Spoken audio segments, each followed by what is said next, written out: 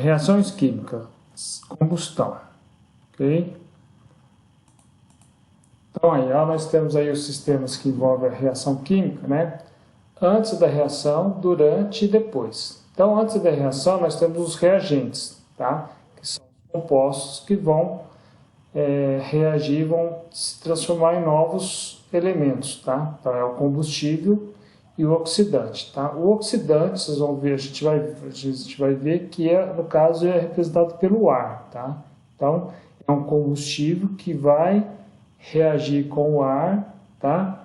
E vai gerar produtos dessa reação, ok? Bom, então aqui um exemplo de uma reação química, ok? Então nós temos aqui o hidrogênio, que é o combustível, o oxidante é o oxigênio, que vai gerar água, tá? Então, 1 mol de hidrogênio mais meio mol de oxigênio vai gerar 1 mol de água, tá? A gente vai chegar ainda no ar, tá? Só um momentinho, ok? E o que é importante entender na questão da reação química, tá? Vocês já viram, reação química não é nada muito complicado, tá? A gente já viu uns casos específicos aí de reação química. Bom, a quantidade, assim, a gente pode fazer a reação química, geralmente é o mais comum, né? Em termos de mol, tá? Então, aqui, ó, 1 kmol de hidrogênio mais meio kmol de oxigênio vai dar 1 kmol de água, tá? O que tinha antes tem que ter depois, tá? Não confunda, aqui, ó, 1,5 não tem que, né? Aqui não tem que ser 1,5 não, tá? 1 kmol de H2, ó, 1 vezes 2, 2. 1 vezes 2, 2. Meio vezes 2 dá 1.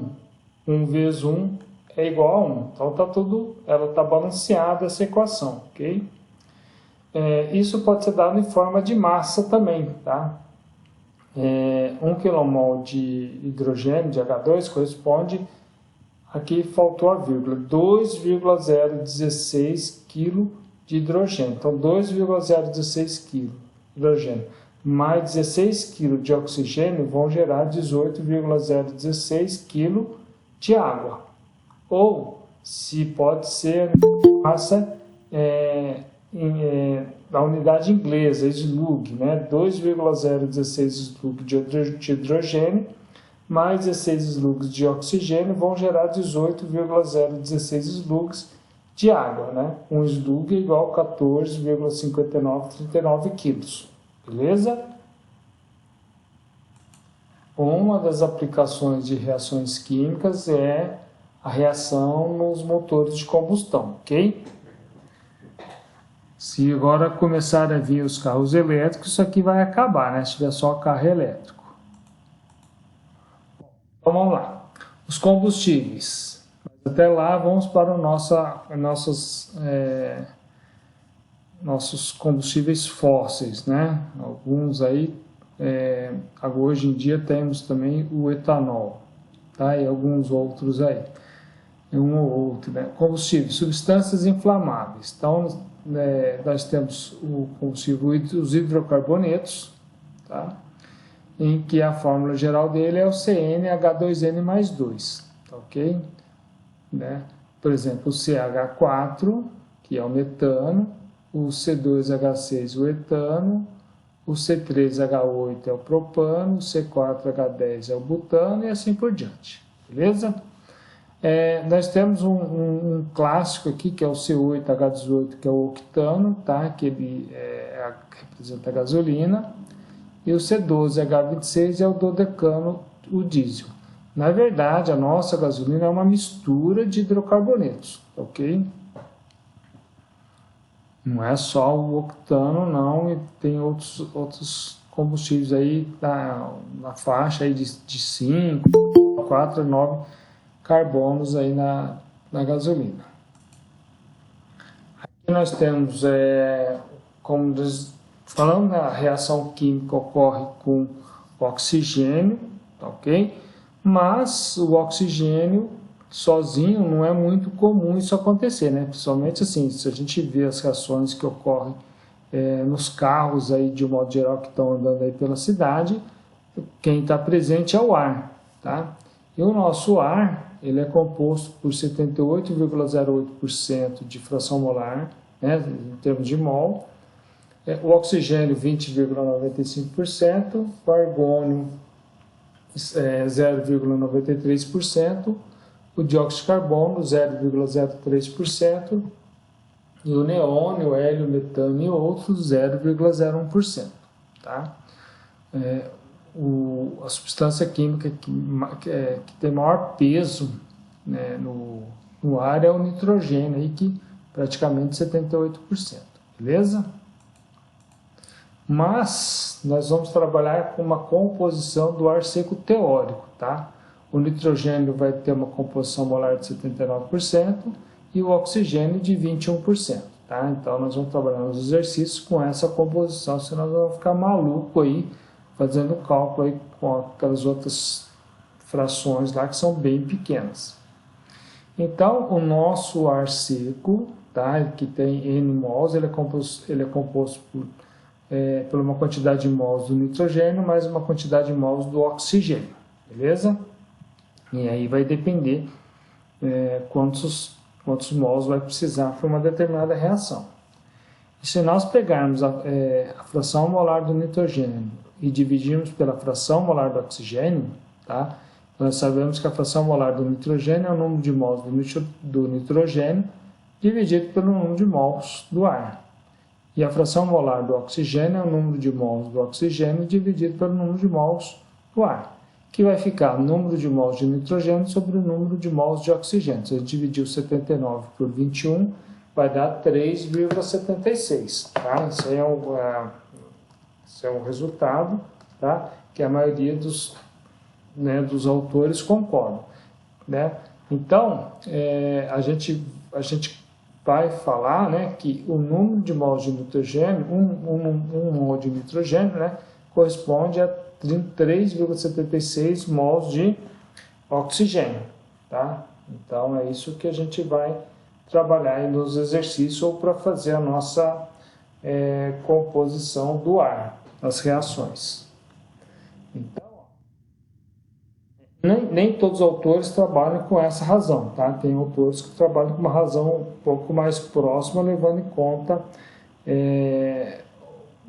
alguns outros elementos, tá? Mas a maioria trabalha com essa relação aí de 3,76. Muito bem. Razão ar combustível na base molar. Tá? O que significa isso? Tá? Esse AC com esse traço em cima. É o número de mols de ar que são necessários para uma quantidade de mols de combustível. Por exemplo, se essa razão for 15, significa que são necessários 15 kmol de ar para 1 kmol de combustível. Tá? Então, isso é o que significa a razão ar combustível. Okay? Essa razão ar combustível pode ser dada na base mássica também. Aqui é na base molar, tá? Quilomol de ar por quilomol de combustível. Okay? A razão ar combustível na base mássica é a massa de ar sobre a massa de combustível, que também é a razão ar combustível na base molar vezes o mol do ar sobre o mol do combustível. Tá? Por exemplo, esse resultado poderia dar 18 kg de ar para cada quilo de combustível. Tá? E esse ar teórico, quando a gente chama de ar teórico, tá? É a quantidade suficiente de ar que fornece oxigênio para a combustão completa de todos os componentes do combustível. Ok? Então vamos ver o que é esse ar teórico e o que é essa combustão completa. Tá? Já a gente vê esses detalhes. Temos também, tá, razão combustível ar na base molar. Tá? Razão combustível ar é o número de mols de combustível sobre o número de mols de ar. Tá? Então é 1 sobre o barra AC, é o inverso um do outro. Tá? Depois a gente vai ver a razão disso. Tá? Podemos ter também razão combustível ar na base mássica. Mesma coisa da razão ar combustível na base mássica. Tá? Só que aqui é o CA, que é a massa de combustível sobre a massa de ar, que também vai ser a razão Ca, né? O Ca, que é a razão combustível ar na base mássica, é igual a razão combustível ar na base molar, vezes o mol de combustível sobre o mol do ar. Perceba que aqui está o contrário do anterior, tá? Que é a mesma coisa que 1 sobre AC. No anterior, o AC era igual a AC barra vezes o mol de ar sobre o mol de combustível, tá? Então, aqui é tudo invertido. Bom, uma reação, tá? Ela pode ser teórica ou ela pode ter excesso de ar ou deficiência de ar, tá? Ela vai ter excesso de ar, né, que significa o quê? É uma porcentagem a mais de ar que reage com combustível em relação ao ar teórico. Por exemplo, uma reação com 125% de ar, tá? Significa que ela tem 25% de ar em excesso, ou seja, 25% a mais, tá? Isso aqui não significa que é excesso de 125% de ar. Tá? Se fosse excesso de 125% de ar, teria que falar que era 125% de ar em excesso. Mas nesse caso aqui é 25% de ar em excesso. Bom? Deficiência de ar. É uma porcentagem a menos de ar que reage com combustível em relação ao ar teórico. Então, ó, houve uma reação com 85% de ar, ou com 15% de deficiência de ar, ou seja, só fazer 100% menos 85%, que dá esses 15%, beleza? Muito bem. Vamos aqui à razão de equivalência, tá? É a divisão da razão combustível ar real, tá? Pela razão combustível ar teórica, tá? Então, essa razão de equivalência, tá? É essa questão real aqui sobre essa teórica, tanto em base molar como na base teórica. Ela pode ser dada também em termos de razão ar combustível, só que aí é tudo o inverso, né? Aí é a teórica sobre a real. Por quê? A razão combustível ar real é 1 sobre a razão ar combustível real. E a razão combustível ar teórica é 1 sobre a razão ar combustível teórica. Então, vai ficar o inverso do que está aqui nessa primeira fórmula aqui, tá? Essa razão, no caso aqui, da molar, né? Molar com molar. E no caso da razão de equivalência, ela pode ser dada em termos de base mássica, e se for razão de equivalência em função da razão ar combustível na base mássica, vai ser a razão ar combustível teórica na base mássica sobre a razão ar combustível na base mássica real, tá? Então, tomem cuidado só com esses detalhes.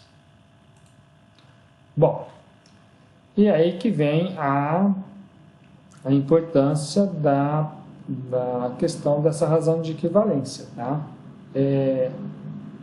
Quando a razão de equivalência é menor do que 1, tá?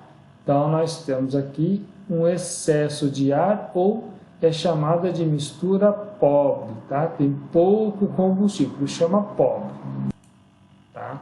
Então, por isso que é chamado de excesso de ar. Isso aqui é comum trabalhar com isso, tá? Nas reações de combustão dos motores aí de combustão interna, ok?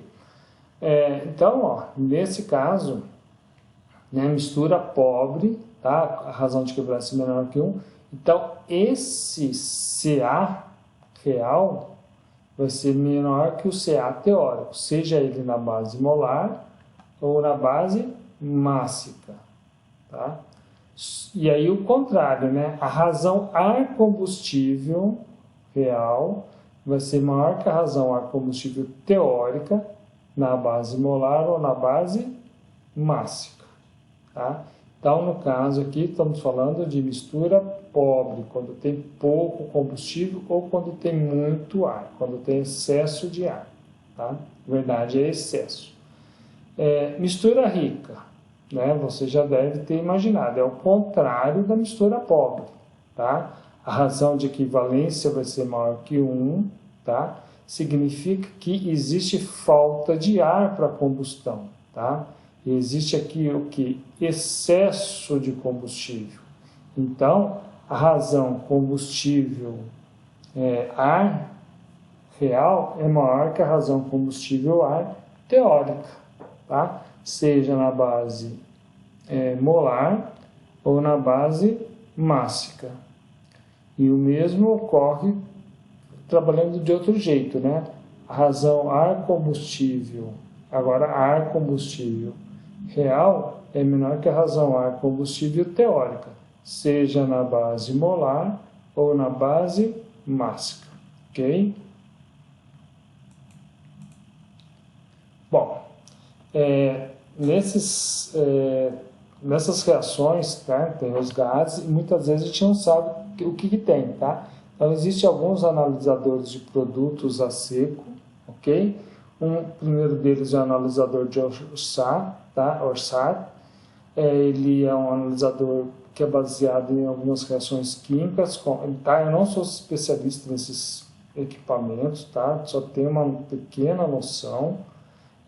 O 2 é um cromatógrafo de gás, tá? Então, você vai injetar a amostra e você tem um gás inerte, geralmente é hélio, alguma coisa assim. Acho que tem um outro também. Então, você faz essa reação para um sistema que vai analisar as curvas em relação à quantidade da substância que tem. Okay? O 3, analisador de infravermelho, é através de luz, né, de raios infravermelho, ok? E tem o detector de ionização de chama, que você coloca uma amostra dentro de um coletor que tem uma reação lá e você tem o resultado em termos de uma outra variável, ok? Bom, nós temos aqui algumas substâncias, o símbolo, tá? E o mol dessa substância, tá? O ar 28,97. Existe um pequeno detalhe quando a gente trabalha